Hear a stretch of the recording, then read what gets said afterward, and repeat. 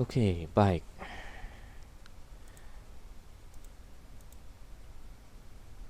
Ya, selamat pagi saya ucapkan kepada segenap peserta dari kelas Teologi Perjanjian Lama yang kita adakan di Grave International Theological Seminary. Saya Dr. Stephen Einstein Liao akan merekam dan nanti belakangan akan saya sebar video ini sebagai bagian dari pembelajaran online kita, mengingat berlangsungnya pandemi COVID-19 yang sedang ada, dan untuk mendukung keputusan pemerintah untuk melakukan social distancing dan juga segenap kegiatan belajar mengajar dilakukan secara online, maka kita di Kids juga melakukan hal yang serupa, kan? Sehingga kelas teologi perjanjian lama diubah menjadi kelas online. Tentu Anda sudah tahu itu, dan kiranya Anda bisa tetap mendapat berkat. Kita belajar banyak hal di dalam perjanjian lama, ada banyak konsep-konsep, ada banyak poin-poin yang sangat berarti di dalam perjanjian lama yang bisa kita pelajari bersama, gitu ya. Dan saya sudah katakan di awal kelas bahwa sebenarnya teologi perjanjian lama adalah suatu pelajaran yang sangat penting, namun sering diabaikan oleh orang karena ada sebagian orang Kristen yang memiliki pemikiran yang salah. Mereka berpikir bahwa kalau misalnya perjanjian lama itu tidak penting, ya. Yang penting adalah perjanjian baru karena kita hidup di zaman perjanjian baru sekarang. Dan memang benar bahwa kita hidup di zaman perjanjian baru. Namun kalau ada orang berpikir bahwa perjanjian lama sekarang tidak penting karena kita hidup di perjanjian baru, maka itu adalah suatu kesalahan yang sangat fatal sekali. Kita melihat di dalam perjanjian baru, para rasul, Tuhan Yesus, para penulis perjanjian baru sering sekali mendasarkan pemahaman mereka, mendasarkan tindakan mereka, mendasarkan teologi mereka kepada hal-hal di dalam perjanjian lama. Banyak sekali perjanjian lama dikutip, dan perjanjian lama merupakan fondasi yang kita membangun perjanjian baru di atasnya. Nah, memang benar bahwa kita memerlukan perjanjian baru untuk memahami perjanjian lama dengan tepat, itu memang benar. Namun sebaliknya juga benar, kita memerlukan perjanjian lama untuk bisa memahami perjanjian baru dengan benar. Jadi kedua-duanya saling melengkapi, ya, saling melengkapi, karena memang baik perjanjian lama maupun perjanjian baru Tuhan rancang sebagai satu kanon atau satu kelengkapan yang keduanya diperlukan. Ya, kalau kita menghilangkan perjanjian lama, kita akan kacau. Kalau kita menghilangkan perjanjian baru, kita juga akan sangat kacau, gitu ya. Oke, nah sebelum kita masuk lebih lanjut lagi, kita akan berdoa terlebih dahulu. Bapa yang di surga, kami mengucap syukur Tuhan. Pada hari ini kami punya kesempatan untuk belajar firman-Mu. Kami ingin belajar berbagai topik, berbagai konsep, berbagai hal-hal teologis yang terkandung dalam perjanjian lama. Tuhan, Engkau yang sudah menuliskannya bagi kami, Engkau yang kiranya menolong supaya kami memahaminya. Kami berdoa Tuhan dalam nama Yesus Kristus. Amin. Oke. Baik, dan kita selama banyak kesempatan di kelas teologi perjanjian lama ini, kita banyak berbicara mengenai pewahyuan Tuhan atau Tuhan menyingkapkan dirinya, dan itu adalah inti dari pewahyuan. Dan saya akan menuliskan beberapa hal di notepad, Anda bisa ikutin, ya. Pewahyuan itu apa sih? Pewahyuan itu adalah penyingkapan. Penyingkapan biasanya dari Tuhan, ya. Jadi ada sesuatu yang tadinya tidak kita ketahui, namun akhirnya kita ketahui karena Tuhan menyingkapkannya. Dan tujuan utama pewahyuan, ya, adalah untuk menyingkapkan Tuhan, menyingkapkan Allah, kita bilang, ya, Allah atau Tuhan. Karena itulah tujuan utama. Kita sudah belajar bahwa tujuan utama manusia diciptakan, ya, adalah untuk bisa bersekutu dengan Tuhan, yang artinya mengenal Tuhan. Dan bagaimana kita bisa mengenal Tuhan kalau Tuhan tidak menyingkapkan, menyatakan dirinya. Itu adalah tujuan utama, dan kita ada bahas ini panjang lebar di minggu yang lalu. Kita ada melihat ayat-ayat dalam Alkitab seperti di Yeremia yang berkata dan menekankan bahwa tujuan atau hal yang paling indah dalam hidup seseorang adalah dia mengenal Tuhan. Lebih daripada masalah dia kaya, dia pintar, dia kuat, sehat dan lain sebagainya. Jauh lebih penting adalah mengenal Tuhan gitu. Dan ini sangat-sangat relevan sekali di era kita sekarang. Ya, kita sedang menghadapi pandemi COVID-19 ya, dan ini bukan satu-satunya atau kali pertama dunia menghadapi hal seperti ini ya. Saya ada membaca sejarah bahwa sekitar 100 tahun yang lalu, tahun 1918 terjadi pandemi juga di dunia, ada yang disebut sebagai Spanish flu atau flu Spanyol, dan itu wah gila sekali ya. Kita membaca ada sekitar berapa 50 juta orang, ada yang bilang 50 juta, ada yang bilang 100 juta orang meninggal, saudara kasih Tuhan. Sungguh suatu angka yang besar ya. Dan ya, selain itu bukan hanya pandemi, dunia mengalami perang dunia pertama ya, kemudian ada perang dunia kedua ya, hal-hal yang sangat mengerikan dengan banyak sekali kematian, banyak sekali korban. Dunia ini adalah dunia yang tidak pasti ya. Tetapi ada satu hal yang pasti, yaitu Tuhan ya. Tuhan adalah batu karang. Dalam Mazmur sering sekali itu digambarkan Tuhan adalah batu karang kita, dan suatu kepastian bagi kita. Kadang-kadang kita berkata, katakanlah coronavirus yang melanda kita sekarang ya. Kalau kena orang muda, katanya kemungkinan sembuh tinggi. Kalau kena orang yang sudah tua, katanya kemungkinan memburuknya lebih besar ya. Dan ya masing-masing bisa menakar-nakar, wah saya ini gimana gitu kan. Saya masih muda, oh kemungkinan sembuh tinggi. Tapi ada loh orang muda yang mati, banyak juga gitu ya.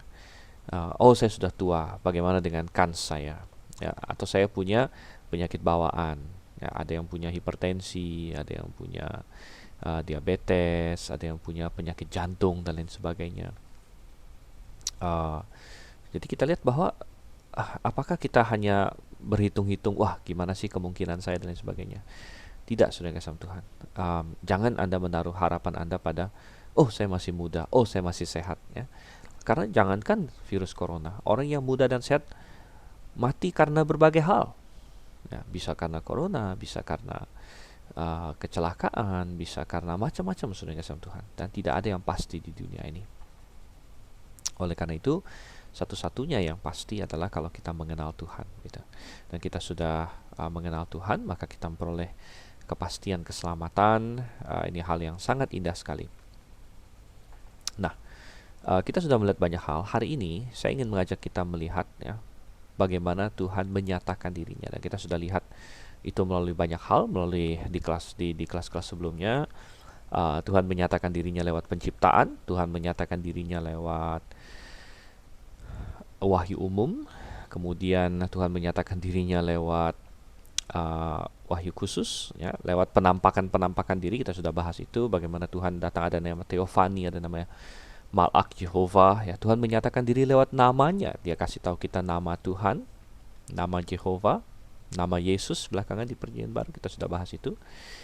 Nah hari ini saya ingin berfokus kepada bagaimana Tuhan menyatakan dirinya lewat janji-janjinya, lewat janji-janji Tuhan ya, melalui janji ya, atau perjanjian.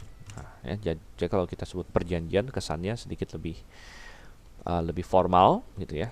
Kalau janji kan ya, dan kata janji, kata perjanjian ya, dalam Alkitab itu dalam bahasa Ibrani, perjanjian lama tentunya kita fokus di perjanjian lama, itu dari kata brit ya, brit. Kalau dalam bahasa Yunani itu di perjanjian baru dia memakai kata diatheke, tapi bukan fokus kita di perjanjian baru, kita fokus di perjanjian lama. Dan kata beread itu muncul pertama kali di Kejadian pasal 6. Ya, Kejadian pasal 6, di situ Tuhan berkata bahwa dia membuat perjanjian dengan Nuh. Itu adalah kali pertama kata perjanjian muncul dalam Alkitab. Namun demikian, kita bisa melihat bukan saja itu pertama kali Tuhan berjanji tentunya, gitu ya. Sebelumnya Tuhan sudah ada memberikan suatu janji yang sangat indah. Jadi ini yang pertama kita bahas, ya, yaitu yang pertama adalah janji keselamatan. Ya, janji keselamatan ini terdapat di dalam Kejadian 3 ayat 15 yang sudah saya tampilkan di sini di Alkitab elektronik kita. Ya, dan kalau Anda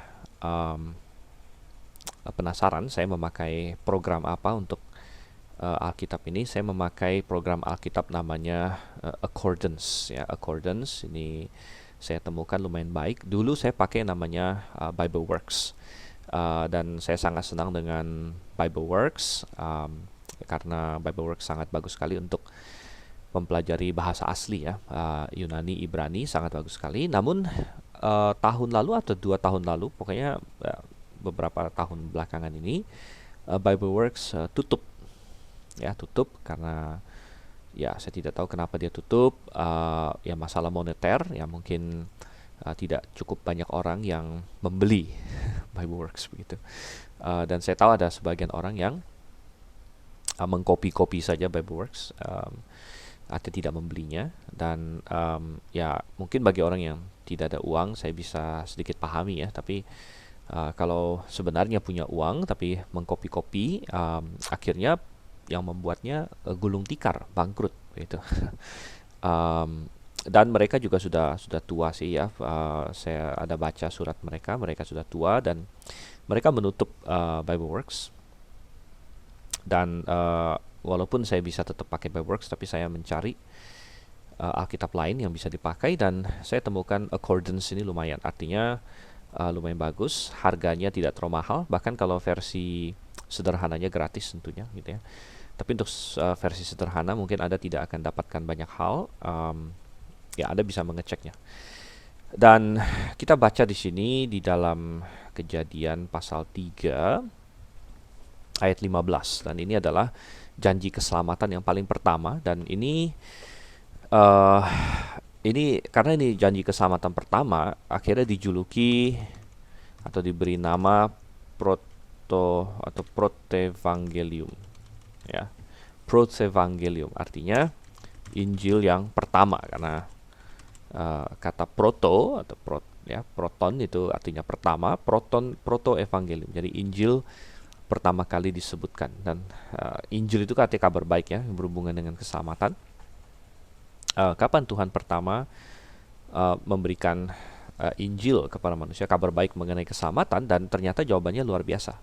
Jawabannya adalah persis pada saat manusia jatuh dalam dosa, atau pada hari yang sama manusia jatuh dalam dosa, Tuhan langsung memberikan janji keselamatan.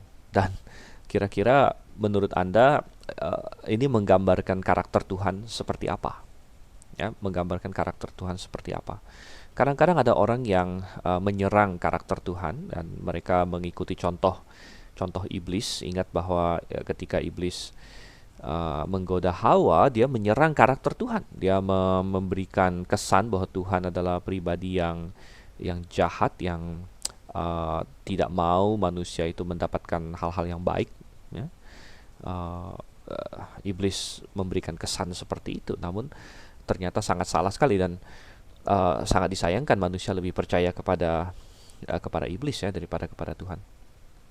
Tapi setelah manusia jatuh dalam dosa, pertama Tuhan langsung bicara kepada ular, ya, di ayat 14-nya. Ini Tuhan bicara kepada ular, ya, ayat 14. Lalu berfirmanlah Tuhan Allah kepada ular itu, karena engkau berbuat demikian, terkutuklah engkau di antara segala ternak dan di antara segala binatang hutan. Dengan perut mula engkau akan menjalar, dan debu tanahlah akan kau makan seumur hidupmu. Nah, ayat 15 ini yang disebut sebagai Protevangelium. Aku akan mengadakan permusuhan antara engkau. Engkau ini siapa? Engkau ini adalah ular, atau sebenarnya lebih tepat pribadi di balik ular. Nah, siapa pribadi di balik ular itu? Kita tahu iblis di balik ular itu, dan ini dikonfirmasi dalam Alkitab di dalam Wahyu. Ya, banyak orang bertanya kepada saya, siapa ular itu? Ya. Nah, di dalam Wahyu pasal 12 kita bisa lihat di sini.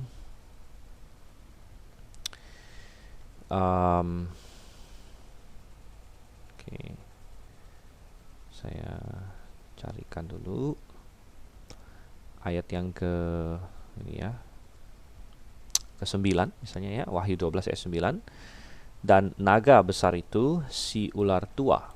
Nah, di sini ya, naga besar itu si ular tua yang disebut iblis atau Satan. Nah, kenapa iblis atau Satan itu disebut si ular tua? Ini salah satu nama dia di dalam Wahyu 12 ayat 9, dan ini mengingatkan kita kembali tentang peristiwa di Taman Eden, bahwa dia datang sebagai ular. Ya, dia datang sebagai ular, jadi ada pribadi iblis di balik ular. Dan kalau kita kembali ke sini, Kejadian 3:15, aku akan mengadakan permusuhan antara engkau, siapa engkau di sini? Ular atau iblis di balik ular, dan perempuan ini. Siapa perempuan? Itu adalah Hawa. Antara keturunanmu, keturunan siapa ini? Keturunan ular ya, keturunan si ular, antara keturunanmu dan keturunannya. Gitu. Siapa keturunan ular? Keturunan ular, Tuhan Yesus pernah berkata kepada Yohanes, bukan kepada Yohanes, maksudnya di dalam Injil Yohanes, Tuhan Yesus berkata kepada orang-orang Farisi yang terus mencoba untuk menyerang dia, bahkan mencoba membunuh dia, dan Tuhan Yesus berkata, iblis adalah bapa kalian, gitu ya.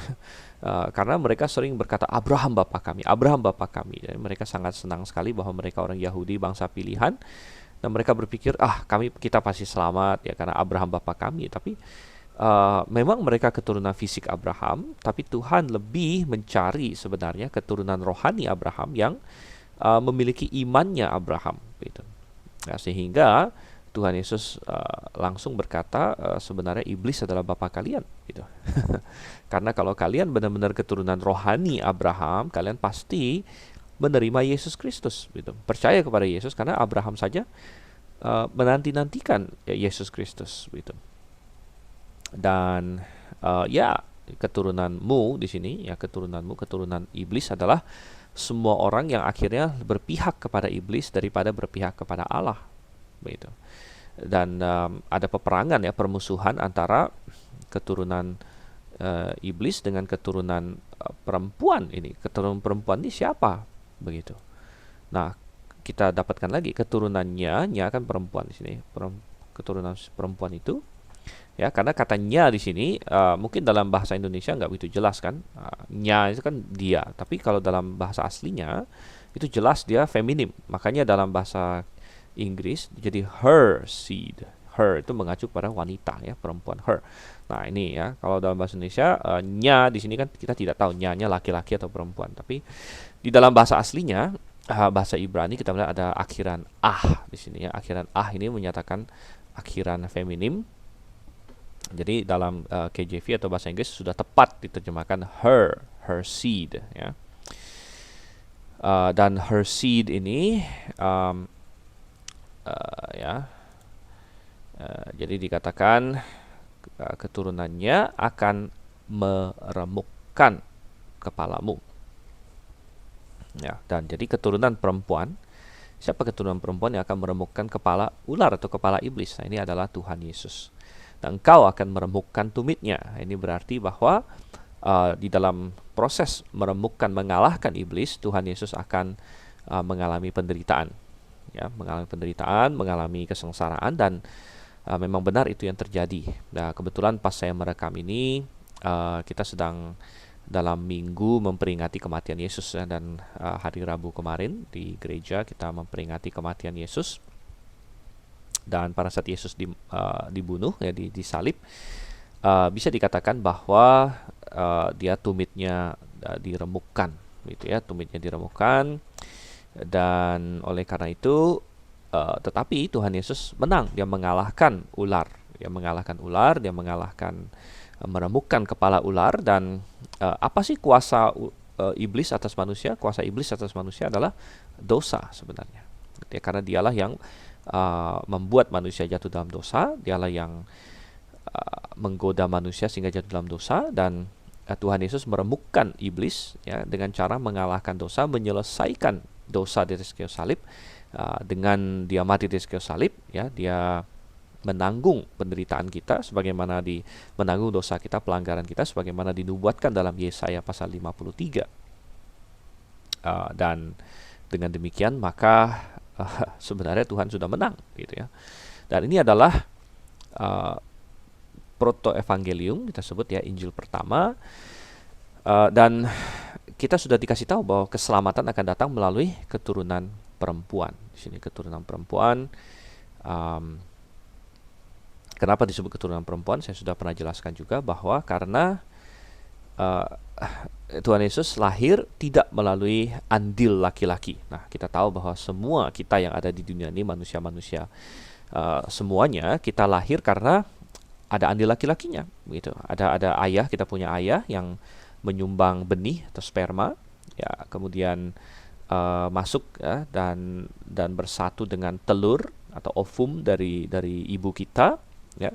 Dan walaupun kita bisa saja punya ayah angkat atau ayah legal dan sebagainya, namun ayah biologis kita lah yang menyumbangkan benih, ya. Dan semua orang seperti itu. Jadi semua manusia di muka bumi ini, kecuali Adam dan Hawa karena mereka langsung diciptakan Tuhan, ya, tapi semua anak-anak dan keturunan mereka setelah itu adalah karena ada andil laki-laki. Tapi saudara yang kasih sama Tuhan, kalau kita lahir, kalau Yesus lahir berdasarkan laki-laki juga, maka dia akan mewarisi sifat dosa.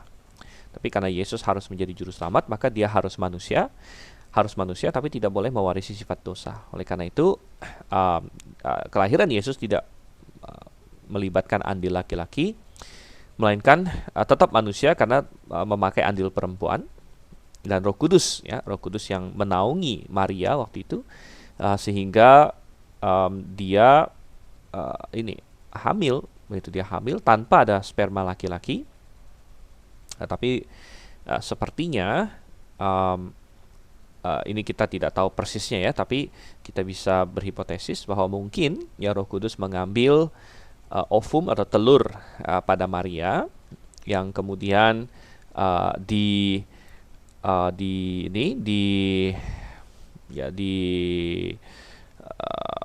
proses oleh Roh Kudus, gitu ya, diproses oleh Roh Kudus, tidak memakai sperma laki-laki, tapi diproses oleh Roh Kudus, sehingga biasanya ovum itu kan memerlukan sperma untuk menjadi embrio, untuk bisa hamil. Tetapi nah disitulah letak keajaibannya, di mana ovumnya Maria tanpa sperma laki-laki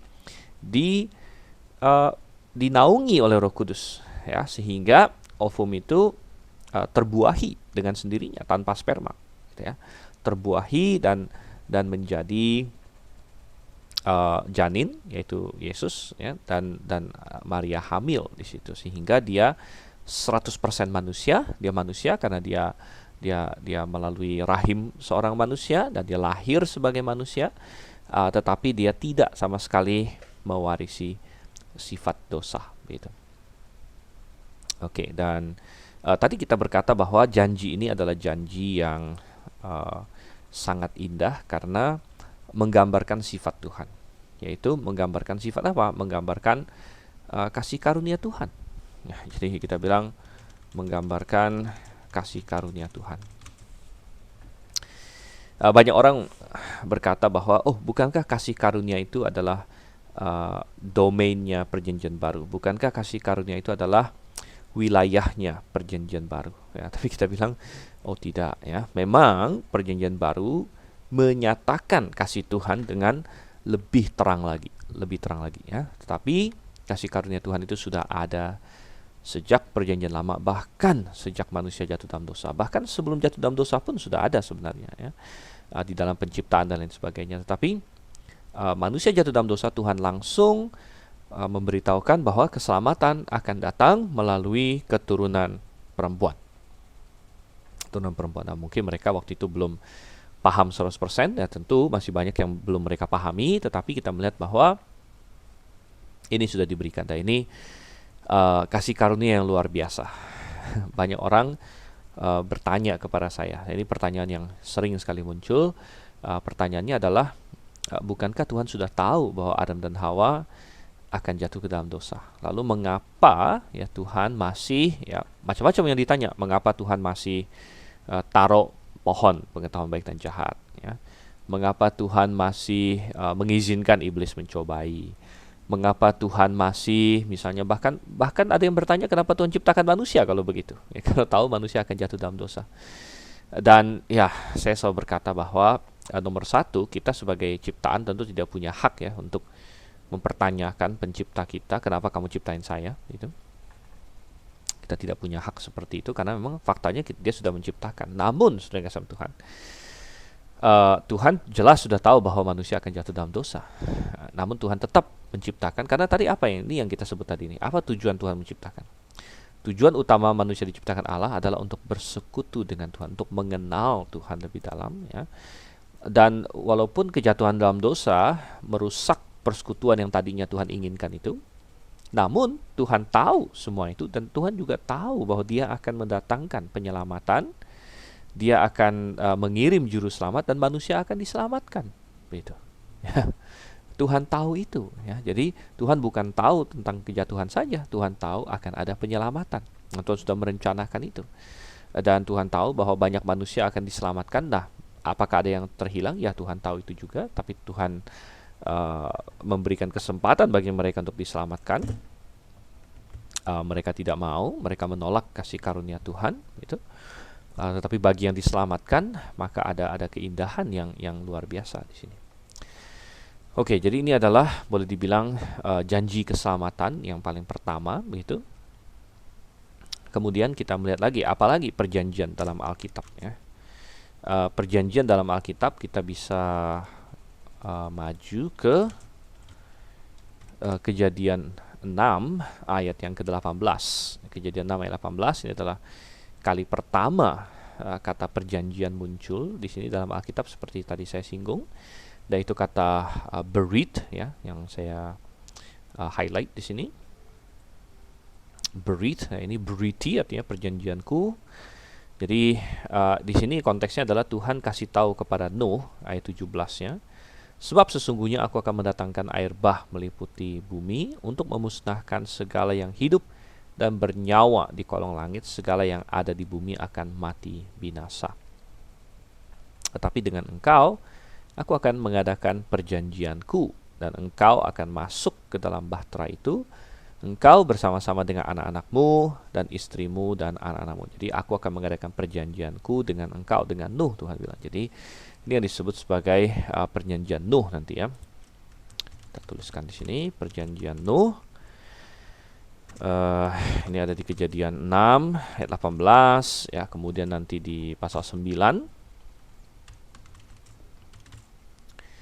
Dan satu hal yang sangat menarik adalah Nuh ini juga adalah pribadi yang pertama kali disebutkan dalam Alkitab dikaitkan dengan kasih karunia Tuhan. Itu ada di ayat yang ke-8, dikatakan tetapi Nuh mendapat kasih karunia di mata Tuhan. Dan kasih karunia berasal dari kata Chain kalau dalam bahasa Ibrani, ya. Kalau bahasa Yunani kasih karunia itu charis, ya.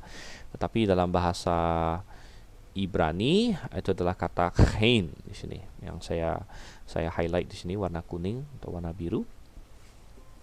Dan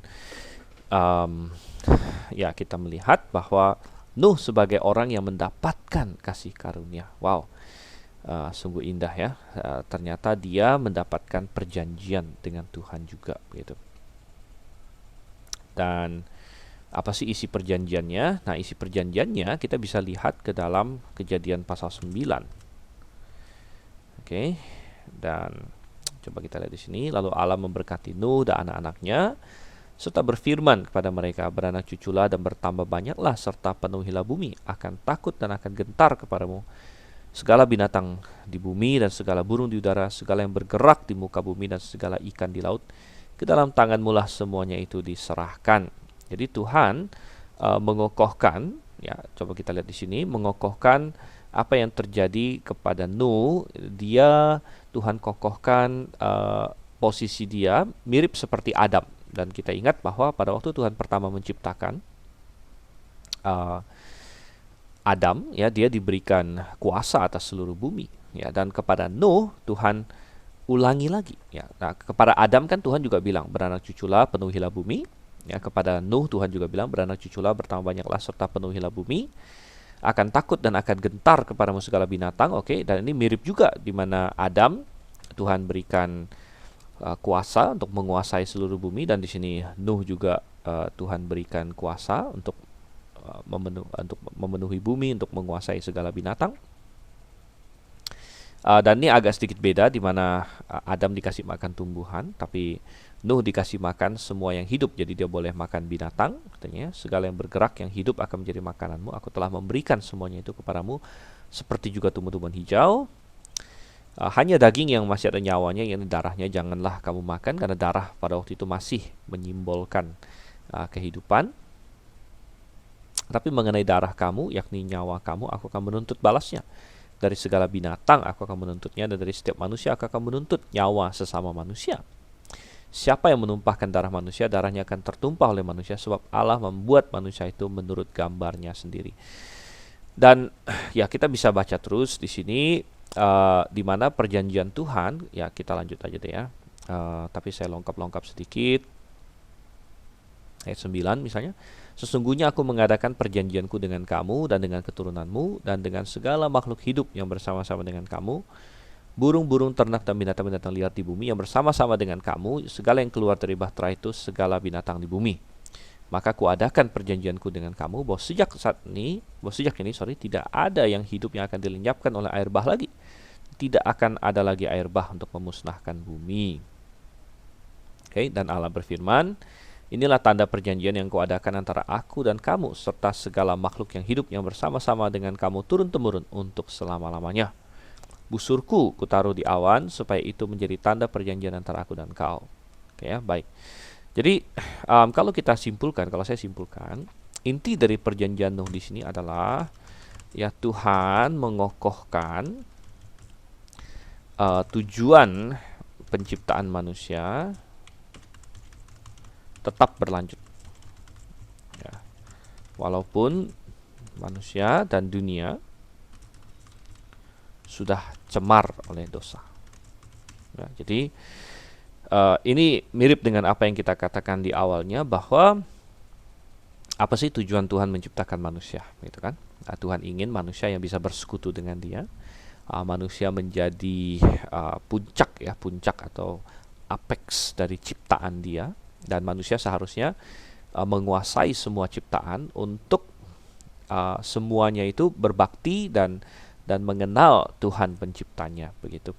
Nah, dosa mengancam ini karena dosa meretakkan hubungan manusia dengan Tuhan, sehingga manusia tidak bisa lagi punya persekutuan yang indah dengan Tuhan itu.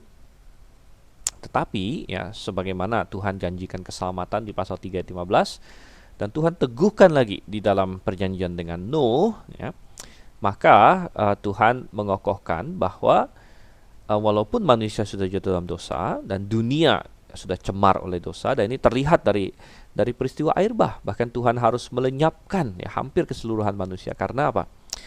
Kita baca di pasal 6, Tuhan melihat bahwa semua kecenderungan hati manusia itu adalah kejahatan semata-mata. Ya, semua kecenderungan hatinya kejahatan semata-mata. Wow, itu suatu hal yang sangat buruk ya. Dan manusia sudah kacau, sekacau-kacaunya. Dan akhirnya Tuhan harus memusnahkan dunia itu dengan air bah. Ya. Tetapi Tuhan melalui kasih karunia, sekali lagi ya, tadi kita bilang Nuh mendapatkan kasih karunia. Tuhan punya rencana, dan Tuhan mengokohkan melalui perjanjian ini bahwa rencana awal Dia bahwa manusia akan bisa bersekutu dengan Dia tidak akan gagal, melainkan akan berlanjut terus, gitu. Dan oleh sebab itulah ya, Tuhan memandatkan kepada Nuh hal-hal yang seperti yang Dia mandatkan kepada Adam, gitu. Seolah-olah bahwa waktu Tuhan ciptakan Adam, ya, Tuhan suruh berkembang biak, Tuhan suruh menguasai bumi dan binatang dan semuanya. Nah, kepada Nuh juga Tuhan bilang, oke, ya, beranak cucu, ya, kuasai binatang. Artinya di dalam kasih karunia Tuhan, tujuan awal penciptaan masih bisa berlanjut. Ya, manusia tetap bisa bersekutu dengan Tuhan nantinya melalui kasih karunia Tuhan, begitu ya. Dan dunia ini tidak akan dihancurkan sepenuhnya, semuanya tidak akan dihancurkan. air bah ya, walaupun menghancurkan dunia, tapi ternyata kan tidak hancur semua gitu ya. Dan Tuhan berjanji tidak akan kasih air bah lagi. Walaupun kita tahu di perjanjian baru bahwa nanti dunia akan hancur oleh api ya, jadi bukan dengan air tapi dengan api. Namun apakah itu berarti Tuhan gagal? Tidak. Tuhan akan nantinya menciptakan langit baru dan bumi baru. Ya, langit baru dan bumi baru itulah yang akan menjadi dunia yang baru yang tidak tercemar oleh dosa, yang akan menjadi tempat tinggal orang-orang yang uh, bersekutu dengan Tuhan. Kita akan diselamatkan dari dunia yang sudah kacau ini, begitu ya, sudah kacau, dunia yang penuh dengan penderitaan. Ya, ya dan kita sangat sedih. Misalnya seperti saya katakan, ini kan kita lagi di tengah-tengah pandemi ya, coronavirus, begitu banyak orang mati ya. Saya merekam ini tanggal 9 April. Saya belum cek hari ini yang mati berapa seluruh dunia. Saya tidak mau mengecek tiap hari begitu ya, karena bikin depresi saja mungkin. Tetapi kemarin kalau saya tidak salah 80-an ribu orang sudah mati di seluruh dunia karena COVID ya. Dan itu sangat menyedihkan ya. Tetapi saudara yang kasih Tuhan, saya pernah baca statistik tiap tahun ya, kira-kira 56 juta orang mati tiap tahun. Wow ya. Kalau tiap tahun mati 56 juta orang ya, berarti tiap hari mati berapa? Coba saya hitung ya pakai kalkulator. Nah, ini kalkulator kita. Katakanlah 56 juta orang mati setahun ya. Setahun ada berapa? 365 hari. Berarti tiap harinya ada sekitar 150-an ribu orang yang mati di dunia setiap hari. Setiap hari ya. Sedangkan coronavirus ya, sudah berlangsung berapa? Sejak Desember sampai ke April, sekarang sudah 4 bulanan ya. Yang mati 80-an ribu. Oke, itu sangat menyedihkan ya. Tetapi saya ingin berkata begini. Maksud saya adalah tanpa adanya coronavirus pun seharusnya kita sadar kita hidup di dunia yang sudah kacau gitu. Coronavirus hanya menambahkan kepada dunia yang sangat kacau ini, dunia yang sudah jatuh, sudah tercemar oleh dosa. Dan kadang-kadang kita berpikir, kenapa Tuhan izinkan adanya penderitaan di dunia ini? Ya, kalau misalnya setelah kejatuhan dalam dosa tidak ada penderitaan sama sekali, Tuhan tidak kutuk tanah, Tuhan tidak izinkan ada rumput duri dan lain sebagainya, semuanya fine-fine saja, business as usual, Adam dan Hawa tidak diusir di Taman Eden, mereka terus di Taman Eden, maka itu lebih berbahaya, saudara kasih Tuhan. Lebih berbahaya karena apa? Manusia sudah jatuh dalam dosa, sudah putus hubungan dengan Tuhan, namun kondisinya masih sangat baik. Kondisi masih seolah-olah sempurna, sehingga manusia tidak akan tahu bahwa dia membutuhkan keselamatan. Ya, dia mencari sesuatu yang lebih baik. Manusia tidak akan tahu akan hal itu. Sehingga nanti suatu hari dia mati, dia terhilang selamanya dari Tuhan. Gitu. Nah, sebaliknya Tuhan ketika manusia jatuh dalam dosa, Tuhan mengutuk bumi, ya, mengizinkan adanya rumput duri, dan termasuk juga di situ bencana alam, termasuk di situ juga penyakit. Tuhan izinkan semuanya itu terjadi. Dan kenapa Tuhan izinkan? Ya, melalui penderitaan di dunia inilah kita tahu bahwa dunia ini adalah dunia yang sudah tercemar oleh dosa. Melalui kematian di dunia inilah kita tahu upah dosa ialah maut. Ya, dan dari situ kita bisa berpaling dan kita bisa beralih, kita bisa berkata, bagaimana caranya saya lepas dari maut ini? Bagaimana caranya saya bisa mendapatkan keselamatan nih? Saya perlu diselamatkan karena saya hidup di dunia yang sudah tercemar oleh dosa, sudah jatuh ke dalam dosa, penuh dengan penderitaan, penuh dengan sakit, penyakit, dan kematian. Ya, jadi itu adalah perjanjian Nuh, gitu ya. Nah, berikutnya lagi perjanjian kapan lagi? Oke, dan perjanjian berikutnya kita sedang mempelajari tentunya bagaimana Tuhan menyatakan dirinya melalui perjanjian-perjanjian, janji-janjinya, dan tadi yang kita lihat di pertama janji keselamatan di protoevangelium itu menggambarkan kasih karunia Tuhan, memperlihatkan Tuhan yang begitu siap untuk menyelamatkan manusia. Segera ketika manusia jatuh dalam dosa, dia langsung memberikan janji juru selamat. Perjanjian Nuh menggambarkan kerinduan Tuhan untuk tetap bersekutu dengan manusia dan tetap ya melaksanakan tujuan Tuhan. Bahkan di tengah-tengah air bah pun Tuhan ada kasih karunia. Dan kemudian kita melihat lagi di dalam perjanjian Abraham. Nah, ini yang kita sebut perjanjian Abraham ya. Perjanjian Abraham ini banyak kali disebut dalam Alkitab ya, tapi salah satu yang paling penting adalah di Kejadian 12 ayat 1 sampai ayat 3, dan kemudian akan diulang-ulang lagi belakangan. Coba kita lihat sekarang Kejadian 12.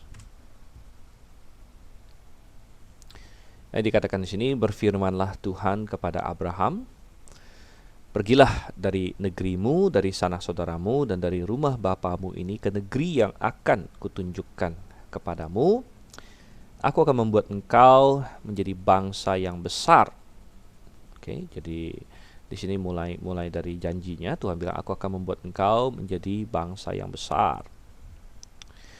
Oke, kemudian dan memberkati engkau, ya, serta membuat namamu menjadi masyhur, dan engkau akan menjadi berkat. Ya, aku akan memberkati orang-orang yang memberkati engkau, dan mengutuk orang-orang yang mengutuk engkau, dan olehmu semua kaum di muka bumi akan mendapat berkat. Okay? Jadi perjanjian Abraham ini sangat penting di dalam teologi dan di dalam memahami perjanjian lama, karena setelah perjanjian Abraham ini Tuhan berikan, boleh dibilang ada begitu banyak hal di dalam perjanjian lama yang dikaitkan kembali ke dalam perjanjian Abraham ini, termasuk masalah Israel ya. Bahkan ya perjanjian lama kan mayoritas bicara soal Israel atau berhubungan dengan Israel, tapi Israel itu hubungannya erat sekali dengan perjanjian Abraham, karena kalau tidak ada perjanjian Abraham tidak akan ada Israel gitu. Israel kan adalah keturunan Abraham. Dan satu hal yang sangat menarik adalah bahwa Tuhan memberikan perjanjian ini kepada Abraham pada saat Abraham tidak memiliki anak. Dia kesulitan memiliki anak. Dia menikah dengan Sarah, tentunya Sarah adalah masih keluarga dia juga ya, sepertinya adalah saudari tirinya. Dan mereka tidak punya anak, tetapi Tuhan ya memberikan di sini. Ya, pertama kita melihat Tuhan bilang, aku akan membuat engkau menjadi bangsa yang besar. Jadi Tuhan berjanji ya, bahwa kita melihat ada aspek ya, Tuhan berjanji untuk memberikan keturunan kepada Abraham. Tuhan berjanji memberikan keturunan, dan ini sangat signifikan karena keturunan yang dimaksud di sini ini melanjutkan sebenarnya yang di Protevangelium ini, di Kejadian 3 ayat 15. Karena di Kejadian 3 ayat 15 ya, Tuhan berjanji ada keturunan siapa? Keturunan perempuan.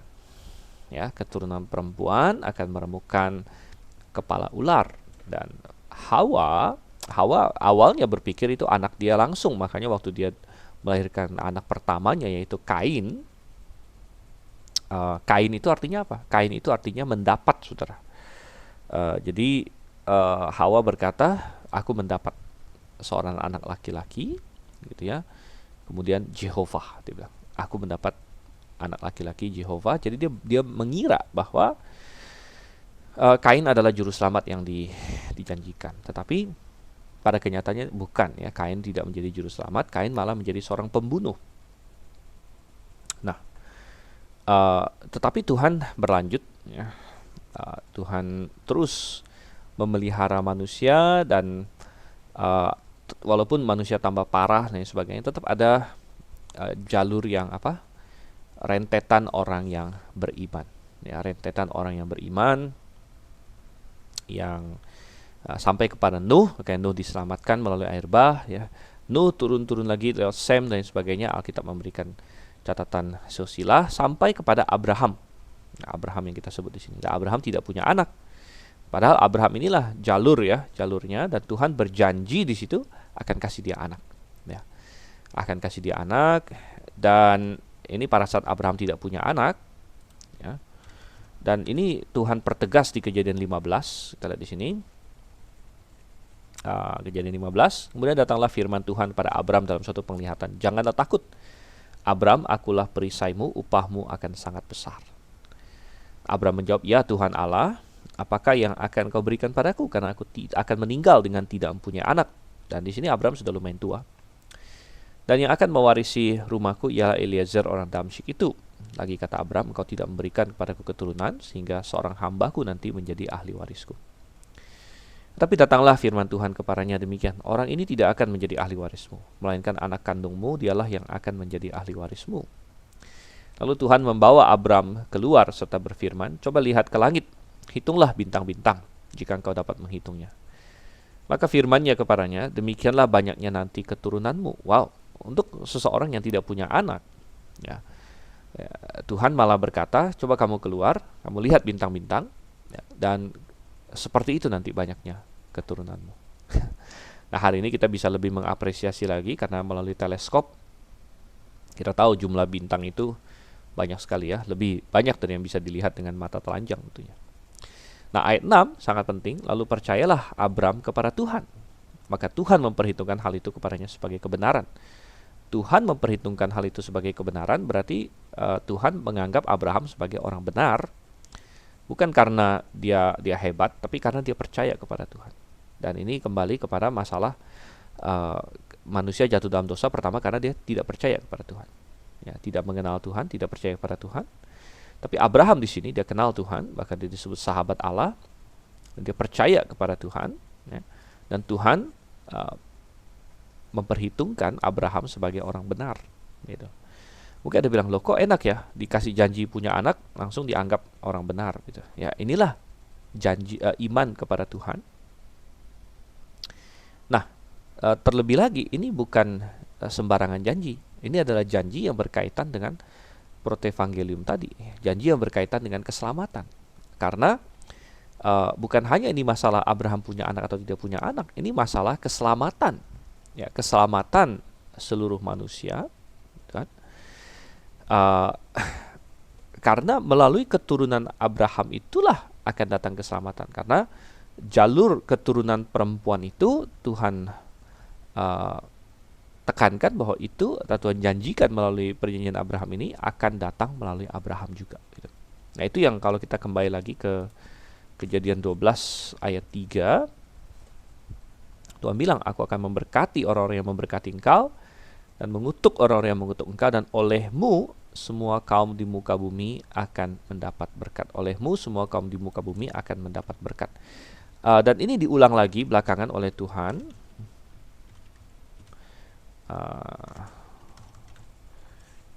Oke, kita lihat ya. Di Kejadian 22 ayat 18. Dan ini Tuhan berbicara kepada Abraham setelah dia mempersembahkan Ishak, ya, yang tidak jadi itu. Tuhan bilang, oleh keturunanmu lah. Kalau tadi di pasal 12 dikatakan olehmu semua bangsa di bumi akan mendapat berkat. Nah, di sini oleh keturunanmu lah semua bangsa di bumi akan mendapat berkat, ya. Jadi kata keturunan kembali menjadi signifikan di sini karena kata keturunan didapatkan dari keturunan wanita yang di pasal 3:15. Sejak dari situ sudah menjadi kata kunci di situ. Oleh keturunanmu lah semua bangsa di bumi akan mendapat berkat. Dan kita melihat Paulus berargumen di Galatia 5, kita lihat di sini ya.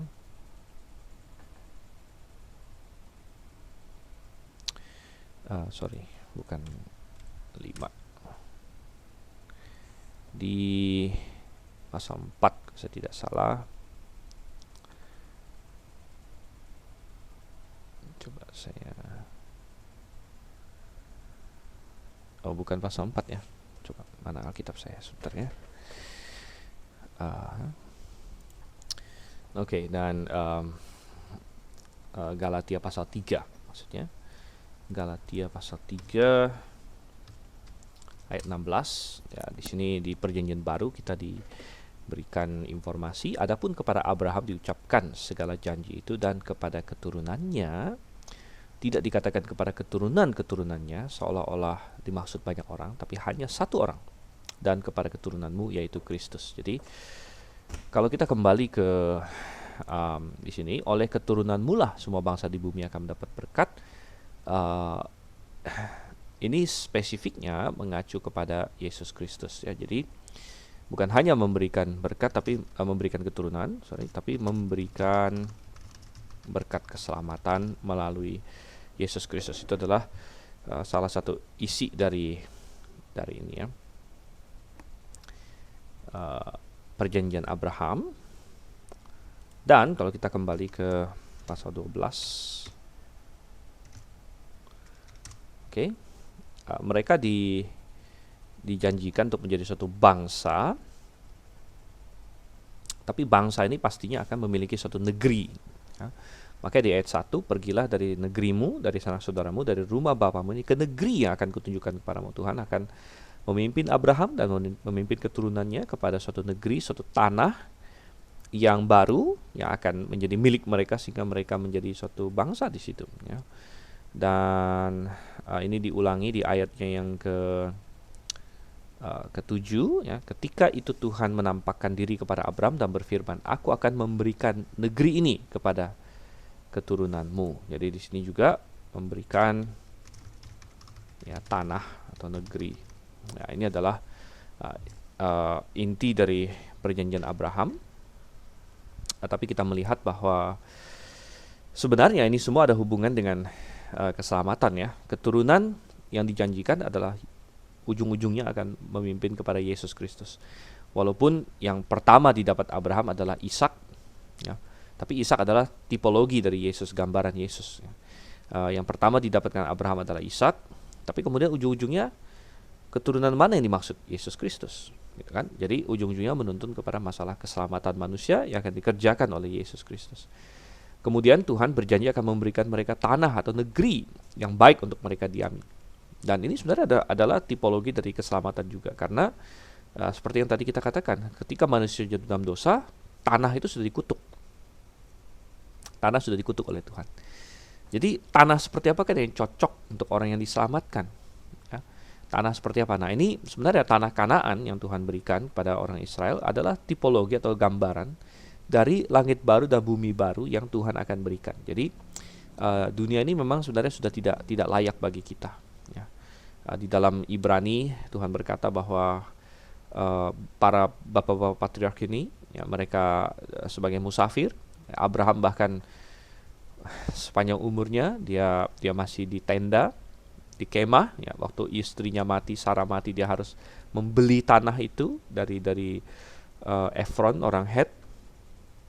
Jadi sepertinya janji Tuhan itu masih dilihat dari jauh saja, belum benar-benar terbukti ya. Tapi kitab Ibrani berkata bahwa mereka mendambakan suatu tanah air yang sorgawi ya. Dan memang Tuhan mempersiapkan ya, suatu tanah air yang sorgawi. Namun tanah Kanaan itu menjadi tipologi atau gambaran gitu ya, gambaran tentang tanah yang sorgawi itu gitu.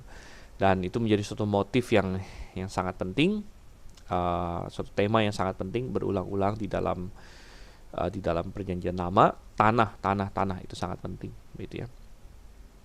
Oke, dan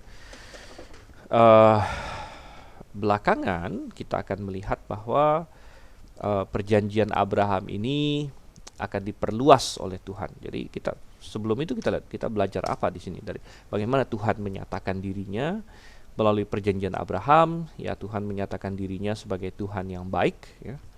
Tuhan adalah Tuhan yang baik ya. Dia peduli dengan tiap-tiap manusia ya. Dia peduli bahwa Abraham tidak punya anak. Jadi dia peduli kepada Abraham secara pribadi, namun pada saat yang sama dia peduli kepada semua manusia, karena melalui anaknya Abraham, keturunan Abraham dan seterusnya sampai kepada Yesus akan mendatangkan keselamatan. Mendatangkan keselamatan bagi seluruh manusia.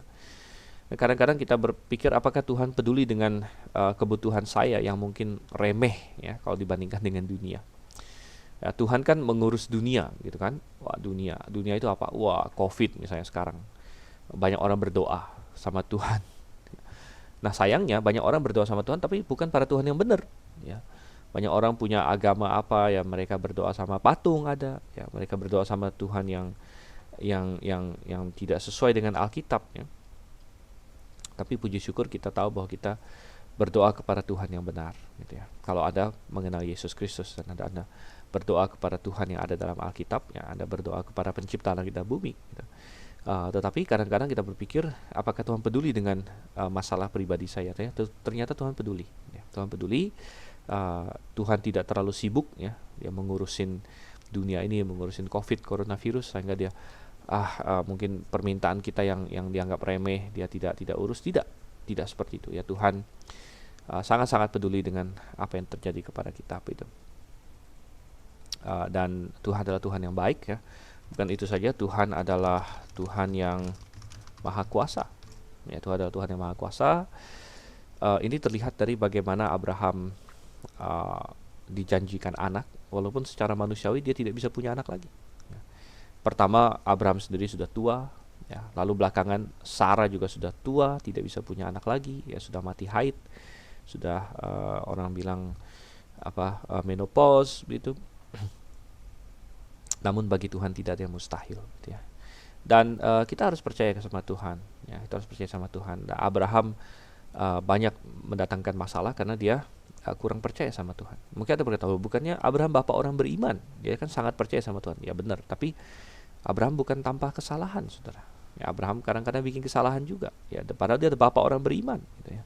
Tapi kita belajar dari Abraham. Ya, pertama bagaimana dia mencoba menolong Tuhan, ya, dengan cara dia mengambil Hagar sebagai gundik, ya, dan punya anak dari Hagar yaitu Ismail. Ya, padahal ya itu tidak diperlukan punya. Dia minta petunjuk Tuhan juga masalah itu, ya. Nah, bukan berarti manusia tidak perlu berusaha, ya. Misalnya Tuhan berjanji memenuhi kebutuhan kita. Kita yakin bahwa Tuhan akan berjanji memenuhi kebutuhan kita, ya.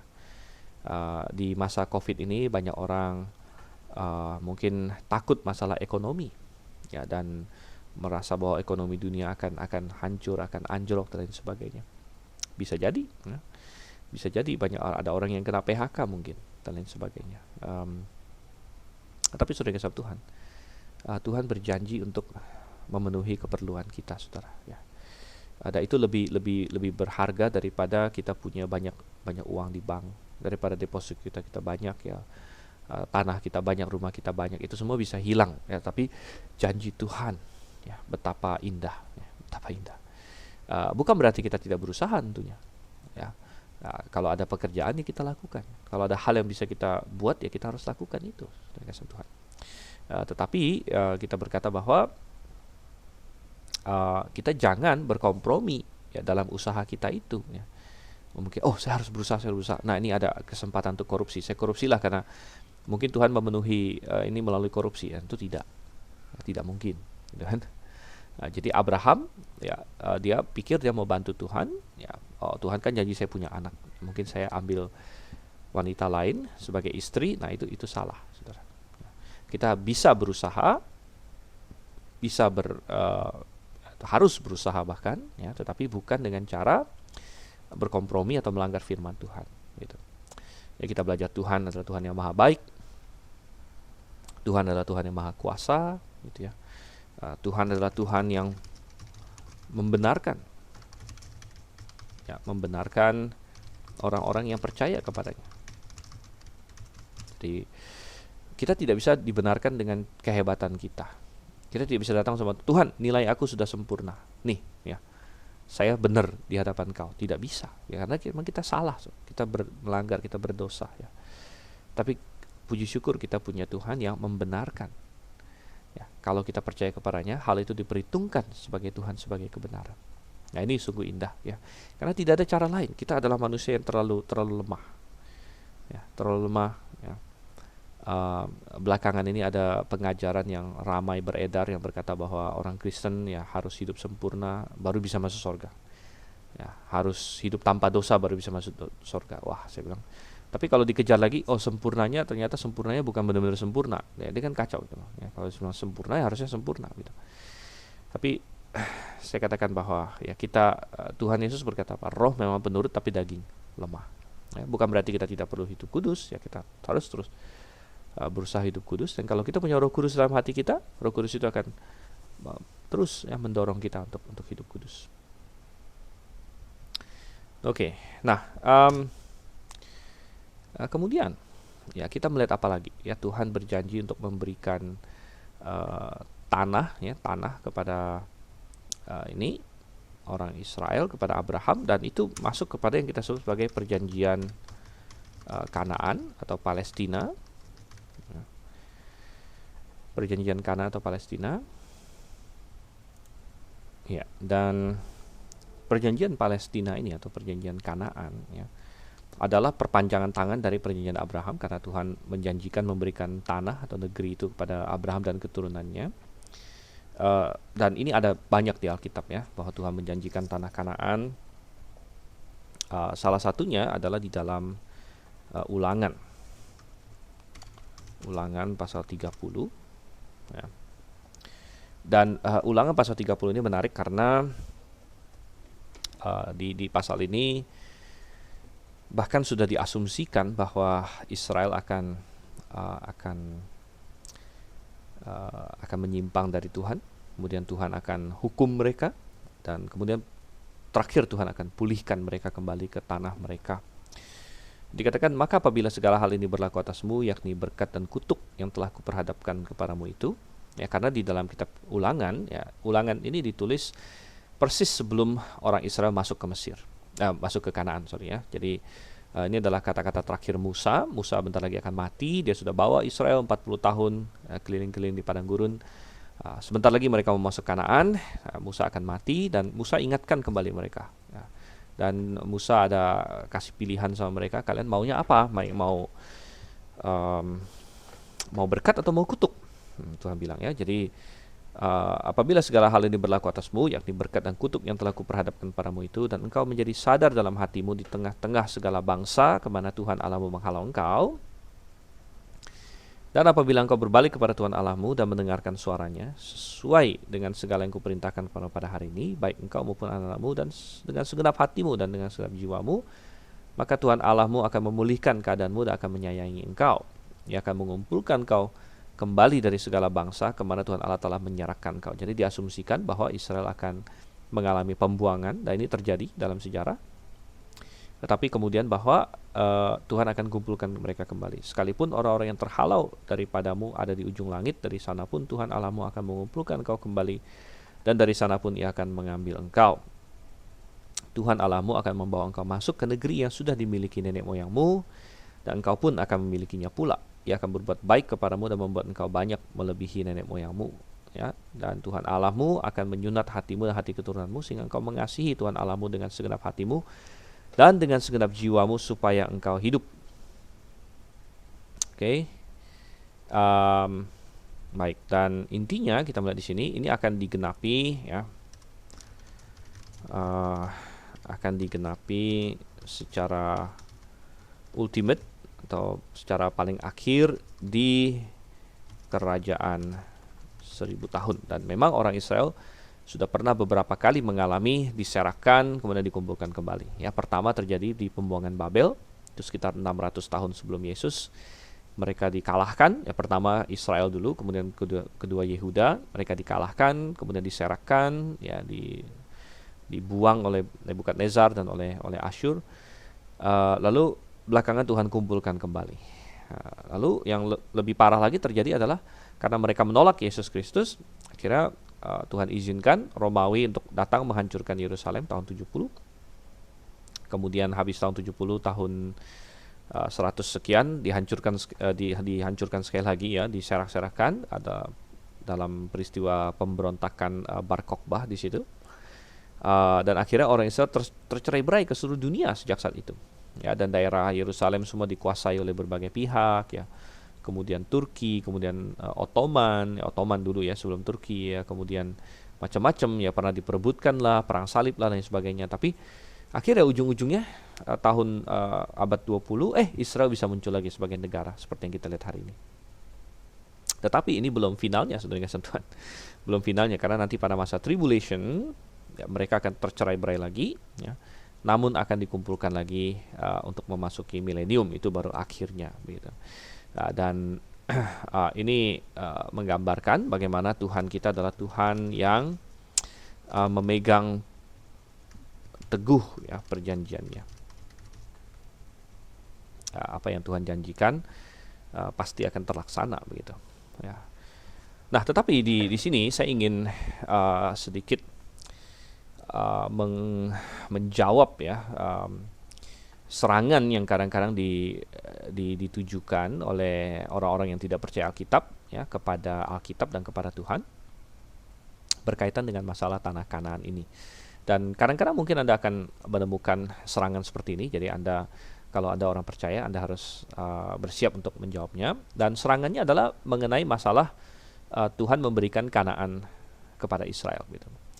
Dan seolah-olah ada orang yang berkata, kenapa Tuhan baik kepada orang Israel, jahat kepada orang Kanaan, gitu kan? Karena ketika Israel datang masuk ke Kanaan, Tuhan menghalau orang Kanaan dan mengalahkan Kanaan, bahkan memusnahkan bangsa-bangsa Kanaan di situ. Sehingga ada orang yang bertanya atau menyerang dan berkata, loh, kok Tuhan seperti itu ya? Kok Tuhan seperti itu? Bahkan kalau yang orang yang dia yang benci dengan kekristenan, mungkin dia berkata bahwa Tuhan itu Tuhan yang jahat kalau begitu. Dia bilangnya Tuhan yang jahat karena Tuhan memusnahkan orang-orang Kanaan. Ya, ada orang yang bahkan bilang itu kayak genosida. Anda tahu genosida ya? Genosida adalah di mana mungkin suatu pemerintahan atau suatu suku bangsa memusnahkan suku bangsa yang lain. Ya, jadi mengejar memusnahkan suku bangsa yang lain. Ya. Dan genosida-genosida yang terjadi di dunia ya seperti misalnya Hitler pernah melakukan genosida, dia mencoba untuk membunuh semua orang Yahudi, dan ada banyak lagi yang lain, begitu ya, genosida-genosida yang terjadi. Dan dengan demikian kita bilang, apakah benar? Apakah Tuhan itu jahat, gitu ya? Ya kita bilang tentu tidak, gitu ya. Nah, kita bilang pertama. Apa ya kita bilang, apakah ini ya tuduhan orang ya,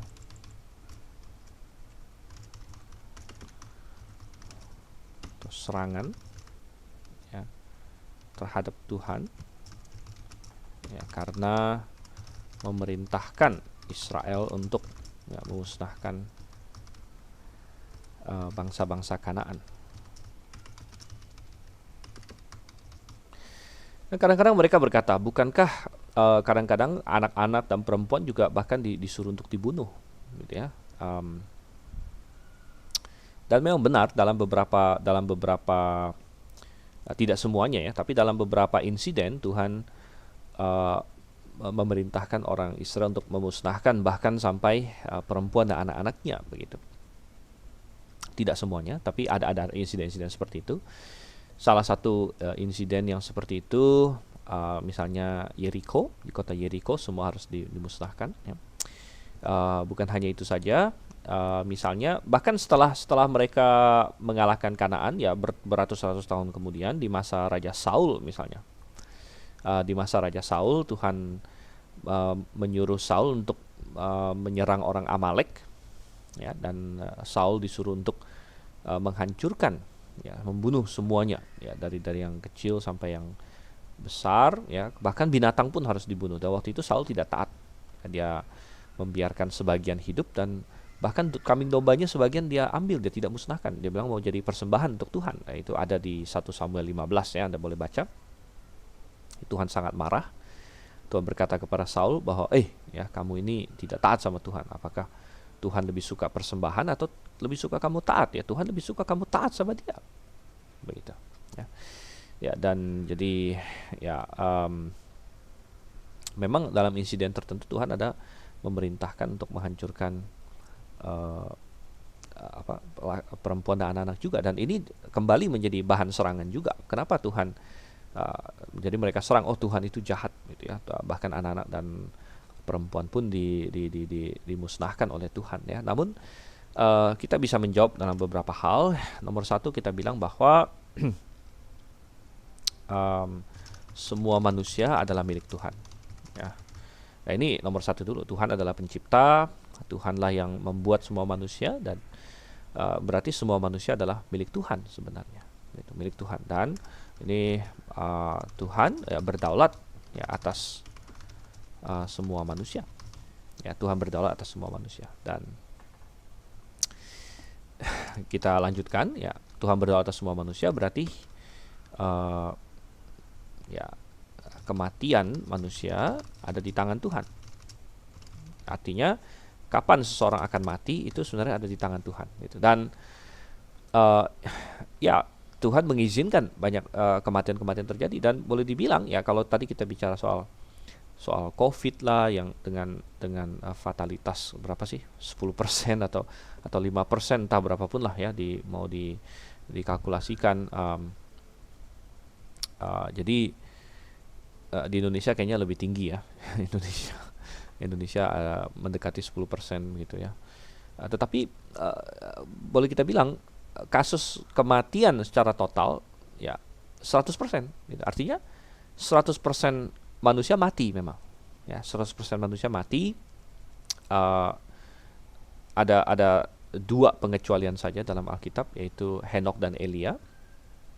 Tapi semua manusia mati dari sekian miliar yang sudah ada ya. Jadi kasus kematian manusia itu kan 100%. Ya. Ada yang mati karena kecelakaan, ada yang mati karena bencana alam dan lain sebagainya. Jadi Tuhan berdaulat atas semua itu. Ya, Tuhan punya hak untuk menentukan kapan kita mati. Termasuk ya kalau Tuhan mengizinkan kita mati melalui tangan orang lain, melalui pemusnahan dan lain sebagainya, gitu ya. Dan kita bilang poin yang keempat, kita katakan lagi, kita bilang bahwa Israel sebenarnya dipakai Tuhan sebagai alat penghukum, alat penghukum atau judgment ya, kita bilang judgment terhadap orang-orang itu ya, orang-orang itu. Jadi ya, kita berkata bahwa ternyata bangsa Kanaan yang Tuhan perintahkan Israel untuk hancurkan pada waktu itu adalah bangsa yang sangat jahat di mata Tuhan gitu ya. Dan kita bisa lihat nih di beberapa ini, contohnya di Ulangan 9, coba saya lihat ya, Ulangan 9 ayatnya yang kita bisa lihat dari ayat ini ya, ayat 3 misalnya ya. Maka ketahuilah pada hari ini bahwa Tuhan Allahmu dialah yang berjalan di depanmu laksana api yang menghanguskan. Dia akan memunahkan mereka di sini adalah penduduk-penduduk Kanan. Dia akan menundukkan mereka di hadapanmu. Demikianlah engkau akan menghalau dan membinasakan mereka dengan segera seperti dijanjikan kepadamu oleh Tuhan. Janganlah engkau berkata dalam hatimu, apabila Tuhan Allahmu telah mengusir mereka dari hadapanmu. Ya. Jadi pertama kita melihat ada beberapa kata yang dipakai ya. Ada kata membinasakan, ada kata menundukkan, ya, ada kata memunahkan. Nah, ini kan beda-beda ya, memunahkan, menundukkan, menghalau, membinasakan, tapi ada juga kata mengusir. Nah, kita akan lihat signifikansinya nanti. Mereka dari hadapanmu, karena jasa-jasakulah Tuhan membawa aku masuk menduduki negeri ini. Padahal, jadi Israel bisa masuk bukan karena mereka super benar ya. Perhatikan apa kata Tuhan. Padahal karena kefasikan bangsa-bangsa itulah Tuhan menghalau mereka dari hadapanmu. Karena apa? Kefasikan. Ya, kefasikan bangsa-bangsa itulah Tuhan menghalau mereka dari hadapanmu. Bukan karena jasa-jasamu atau karena kebenaran hatimu engkau masuk menduduki negeri mereka, tapi karena kefasikan bangsa-bangsa itulah Tuhan Allahmu menghalau mereka dari hadapanmu. Dan supaya Tuhan menepati janji yang diikrarkannya dengan sumpah kepada nenek moyangmu, yakni Abraham, Ishak dan Yakub.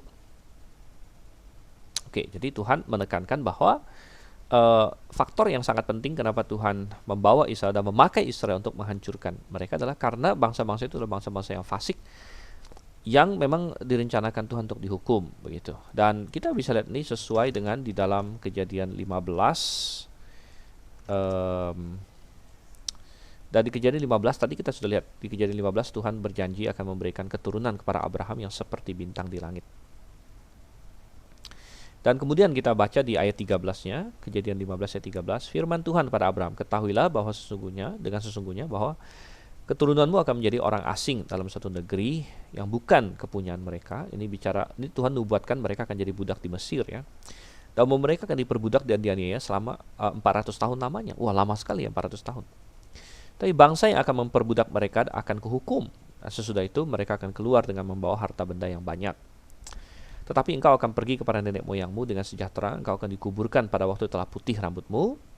Tetapi keturunan yang keempat akan kembali di sini. Jadi walaupun Tuhan sudah kasih tanah itu kepada Abraham, tapi Tuhan berkata, menubuatkan bahwa keturunan Abraham akan sempat keluar dari tanah, diperbudak 400 tahun, baru nanti setelah keturunan yang keempat balik lagi masuk. Nah mungkin kita bisa bertanya, atau Abraham bisa bertanya, Tuhan kenapa lama sekali? Kenapa harus 400 tahun? Kenapa enggak 200, 300, lain sebagainya? Tapi Tuhan memberikan alasannya di sini. Tuhan memberikan alasan. Tetapi keturunan yang keempat akan kembali ke sini sebab sebelum itu kedurjanaan orang Amori belum genap. Orang Amori adalah salah satu suku yang prominent di Kanaan. Jadi di sini kita mendapatkan Tuhan ternyata malah bukan jahat tapi bersabar terhadap orang-orang Kanaan. Ya tentu orang-orang Kanaan ini mereka memiliki saksi-saksi bagi mereka juga. Ya misalnya contohnya ada mertuanya Musa itu kan Jitro atau itu adalah imam di Midian ya, dan sepertinya dia kenal dengan Tuhan itu, dan itu bisa menjadi salah satu kesaksian bagi orang-orang di sana. Sebenarnya Tuhan menunggu orang Amori, orang Kanaan untuk berbalik kepada dia dan sebagainya. Namun mereka tidak berbalik, bahkan tambah parah. Dan Tuhan tunggu sampai titik di mana sudah sangat parah. Kedurjanan orang Amori belum genap. Barulah Tuhan mengizinkan Israel keluar dari Mesir dan Israel dipakai sebagai judgment ya, alat penghukum untuk menghancurkan orang-orang Kanaan begitu. Dan kita mendapatkan dari arkeologi bahwa memang benar memang benar orang bangsa-bangsa Kanaan itu adalah bangsa yang sangat jahat gitu. Kita dapatkan dari arkeologi bahwa mereka melakukan banyak hal seperti mempersembahkan anak mereka kepada Molok. Jadi anak kecil ya. Jadi mereka punya namanya pelacuran bakti. Jadi ketika mereka menyembah berhala, menyembah Baal dan sebagainya, mereka melakukan itu dengan cara bersetubuh dengan pelacur Baal, pelacur bakti. Lalu pelacur-pelacur ini tentu ya zaman itu belum ada KB yang bagaimana hamil, seringkali mereka akan hamil, tapi anak ini anak yang tidak diinginkan. Lalu apa yang akan dilakukan? Anak ini lahir, tapi kemudian akan dibunuh dengan cara dipersembahkan kepada Molok. Sesuatu yang sangat Tuhan benci ya, dipersembahkan pada Molok. Jadi caranya juga sangat keji, di mana patung Molok ya dengan tangan yang terbuka di sini dipanaskan sehingga panas sekali ya, melepuh begitu ya. Dan anak bayi yang masih kecil itu akan ditaruh di tangan patung Molok yang membara itu dan mati dibakar begitu. Sungguh suatu hal yang sangat keji begitu ya, dan ini adalah masyarakat yang seperti itu, dan secara seksual mereka sangat liar. Tadi ada pelacuran bakti, ada banyak orgy atau pesta seks yang campur-campur, bahkan bestiality ya, di mana mereka bersetubuh dengan binatang dan sebagainya yang Tuhan sebut sebagai kekejian. Belum lagi segala macam sihir dan sebagainya mereka lakukan, dan Tuhan sudah muak dengan semua itu kedurjanaan orang Amori, dan pada saatnya Tuhan memakai Israel sebagai pedang untuk menghabiskan mereka semua sebenarnya, untuk menghukum mereka begitu. Dan ini apa bedanya, kita bilang ya, apa bedanya dengan Tuhan menghancurkan Sodom dan Gomora? Ya, banyak orang Kristen tidak masalah ya Tuhan menghancurkan Sodom dan Gomora karena itu dua kota yang jahat, dan untuk Sodom dan Gomora Tuhan memakai apa? Memakai api belerang dari langit ya. Tuhan hujankan belerang menghancurkan mereka, dan ya kita bilang oke, ya, Sodom dan Gomora sangat jahat, Tuhan hancurkan dengan langsung ya dari langit. Tetapi untuk Kanaan Tuhan tidak pakai api belerang, Tuhan pakai alatnya yang lain, Tuhan pakai Israel. Dan kadang-kadang orang di sini tidak mau terima, orang Israel menghancurkan, membunuh genosida dan lain sebagainya. Padahal bukan ya, karena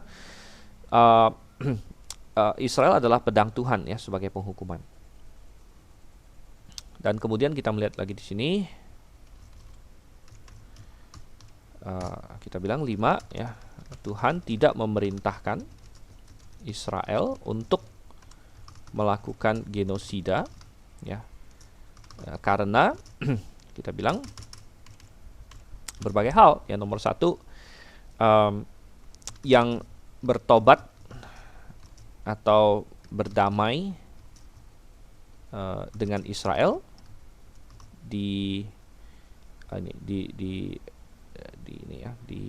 diterima gitu ya.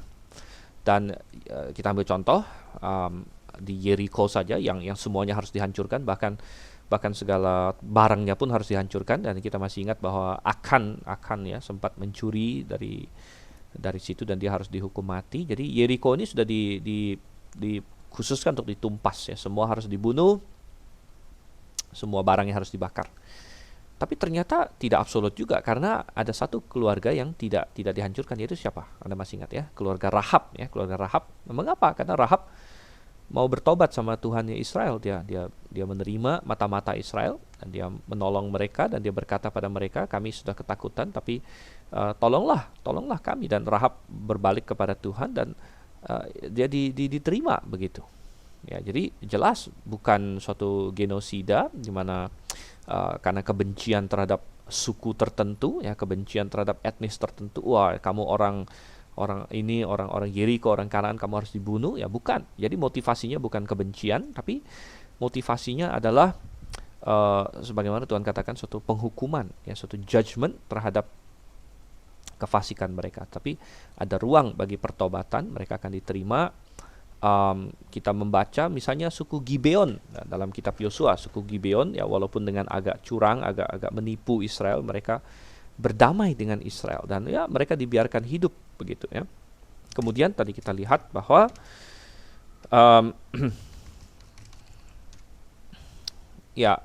kita bilang bahwa